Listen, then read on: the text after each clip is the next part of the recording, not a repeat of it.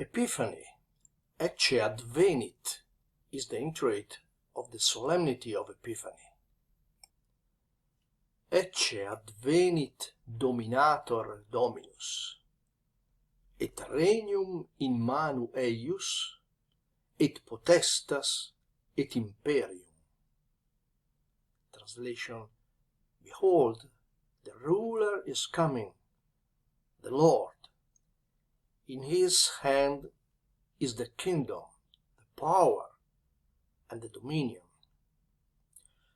Some missals in the modern languages translate the introit of Epiphany omitting that initial ecce, which in reality is the existential premise for understanding this text. It is the premise for this because its copious use through the whole season of Advent, both in the repertoire of the Mass and above all in the numerous antiphons of the Divine Office, clearly gives it a prophetic significance, which finds its definitive response in the mind of the Gregorian cantor precisely in this ecce of Epiphany. The melodic rhythmic form of the introit, almost chiseled from the Gregorian, is simple and essential.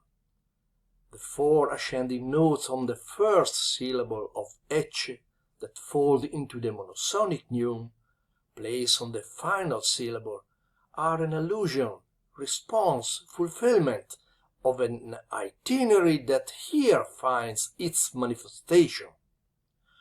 All that which is to be chanted in this antiphon is based on this opening ecce.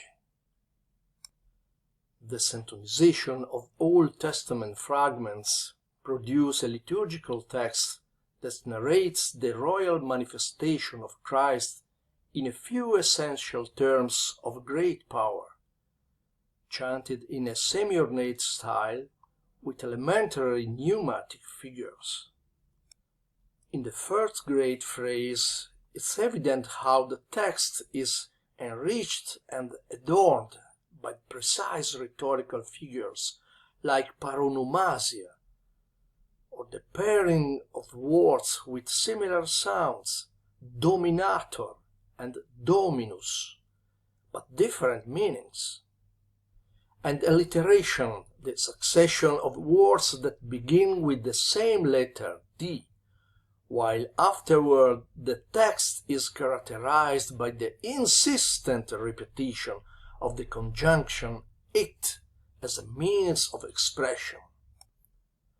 To this textual composition, already so meaningful in itself, is added the musical arrangement to give order to the declamation. This emphasized two salient moments: the words dominator and potestas, which are recalled in the significance and the rhythmic construction of the syllabic elements and concentrate the density and color of this solemn liturgical feast.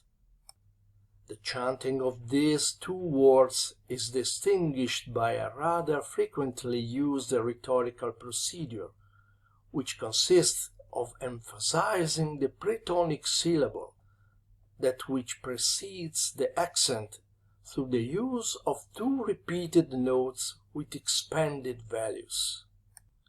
Each of the two words is therefore not only emphasized, but extended and promoted as an expressive pillar of their respective phrase and of the piece as a whole.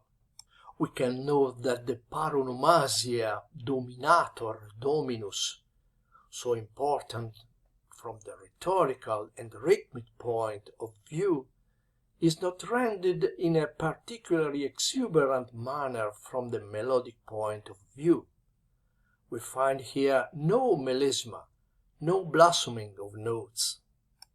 One witnesses instead the restriction of the melodic setting to the point of practically making it coincide with a single recitation tone, in such a way as to create the ideal situation for relishing the text in all its savour.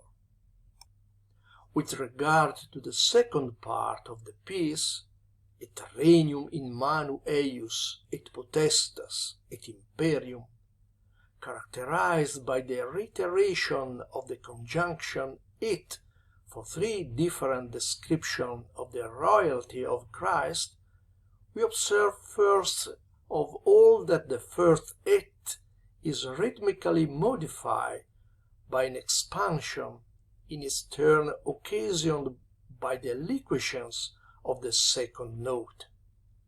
This means that what is involved here is not a simple conjunction, but a step toward preparing for what is about to be said, by slowing down the rhythm of the phrasing to prevent the attention from being focused only on the substantive regnum.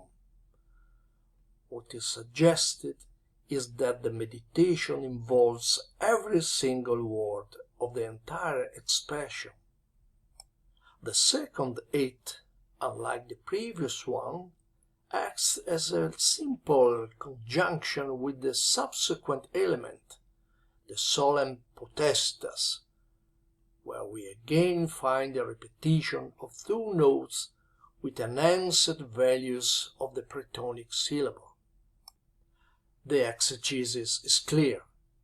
The Lord Dominator exercises his sovereignty in the kingdom through a potestas.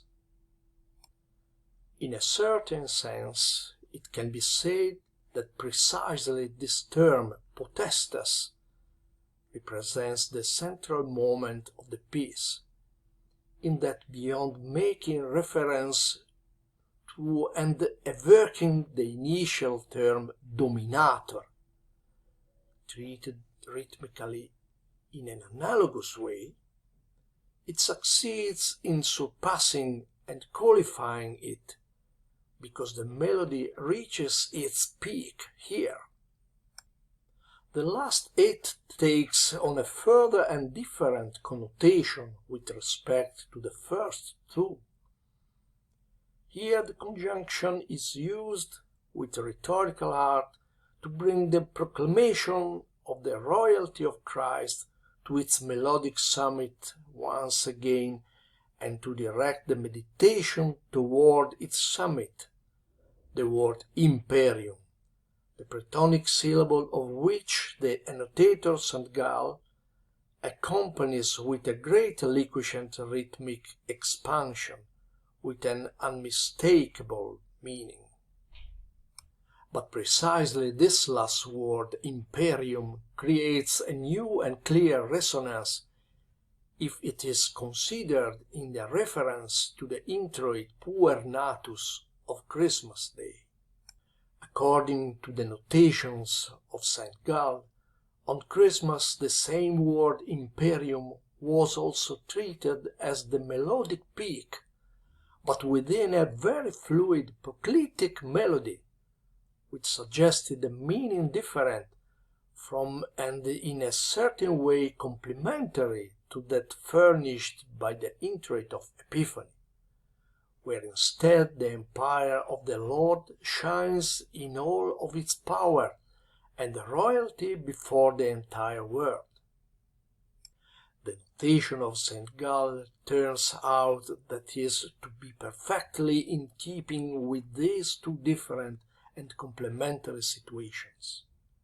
When he must highlight at Christmas the exaltation of Jesus following his kenosis, his humiliation, he does so through a proclitic melody significantly directed toward the melodic summit of the piece.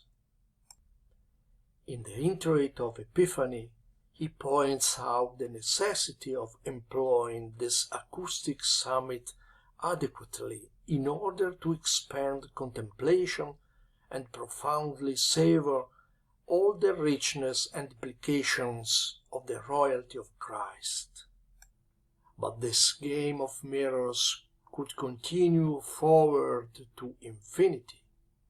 because every piece is an inexhaustible source of references, demands a familiarity with concordance, is a window open to the immense panorama of Gregorian chant. That which unfortunately appears to us only as a complicated game whose rules we struggle to understand, in the ancient cantors instead make emerge and grow the necessary assiduity, the absolute familiarity with the word, a familiarity that from the materiality of the mnemonic exercise ascends to understanding, to the prayer of the Church, and to the experience of life.